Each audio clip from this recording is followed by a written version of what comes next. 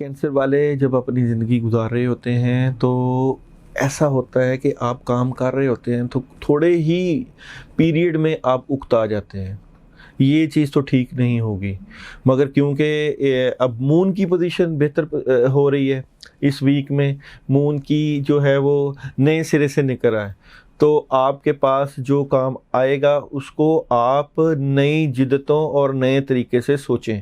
کیوں؟ اب آپ کا سوچ کے کام کرنا اپنے معاملات کو بہتری کی طرف لے کے جائے گا.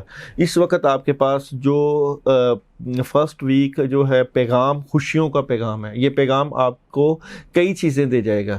اس پیغام میں جو قدرت کی طرف سے ہے، قسمت کی دیوی کی طرف سے ہے، اگر اس کو آپ نے پک کر لیا یا آپ کے مائنڈ پہ کوئی بات کلک کر گئی تو اس سے پیسہ بھی آ سکتا ہے، ایجوکیشن سے ریلیٹڈ معاملات بھی ٹھیک ہو سکتے ہیں، روحانی معاملات میں بھی بہتری ہو سکتی ہے. جو آپ پیچھے بار بار مڑ کے اپنی زندگی کے نیگیٹو پہلوؤں کو سوچتے ہیں، خدارہ ان نیگیٹو پہلوؤں سے جو ہے وہ آپ سبکدوش ہو جائیں اور آگے کا سوچیں.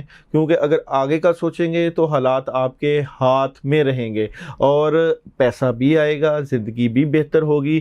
اور یہ پوزیشن اگر آپ مستقل مزاجی کے ساتھ کام کریں گے، اپنے معاملات اور اپنی زندگی کو مستقل مزاجی کے ساتھ لے کے چلیں گے، تو یہ پوزیشن آپ کو ایک اچھی جگہ پر بٹھا دے گی.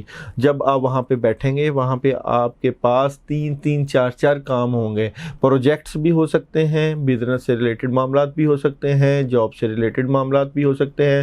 مگر اس وقت نیگیٹو سوچوں کو پیچھے لے کے جائیں اور اس کو اپنی زندگی سے نکالیں. خوش ہونا سیکھیں، خوشیاں بانٹیں، لوگوں کے ساتھ بیٹھ کے ہنسیں مسکرائیں اور اپنے معاملات کو جو ہے وہ نئی نہج پہ لے کے جائیں اور سوچیں کہ میں نے زندگی کو کیسے گزارنا ہے، خوشیاں کیسے لینی ہے، زندگی کے معاملات کو کیسے بہتری کی طرف لے کے جانا ہے.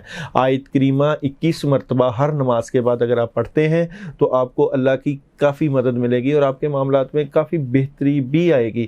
مگر طریقہ وہی کہ مستقل مزاجی کے ساتھ اپنے معاملات کو بہتر کریں.